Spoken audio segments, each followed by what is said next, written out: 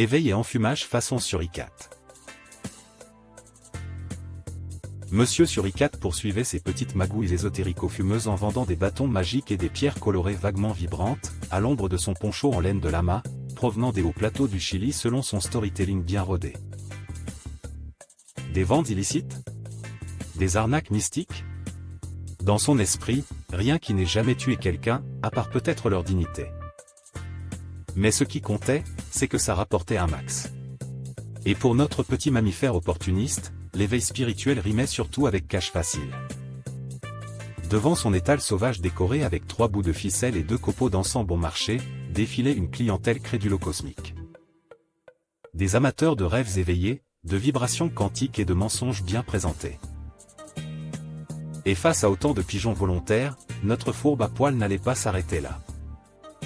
Le filou monta d'un cran dans l'escroquerie et lança une nouvelle activité, la médiumnité freestyle. Il se forgea une légende personnelle, aussi épaisse qu'un manuel de développement personnel. Après avoir parcouru les grandes plaines d'Amérique et prié en silence avec les chamans Navajo, il affirmait désormais parler aux esprits. En réalité, il avait maté un documentaire sur Arte à moitié bourré et l'idée lui était venue soudain. Donc il causait aux esprits. Oui, au vrai. Ceux qui sentent la sauge et le bullshit à plein nez. Et hop, 50 balles supplémentaires pour une séance de spiritisme improvisée entre 2 poubelles de tri sélectif, dans une ruelle glauque pour plus d'ambiance énergétique. Il n'était plus à une facétie près. Et puis franchement, le karma, c'est pour les amateurs. Monsieur Suricate poursuivit son petit trafic mystico-capitaliste pendant un bon moment avec un aplomb digne d'un gourou sous amphétamine, jusqu'au jour où 4 individus surgirent de nulle part.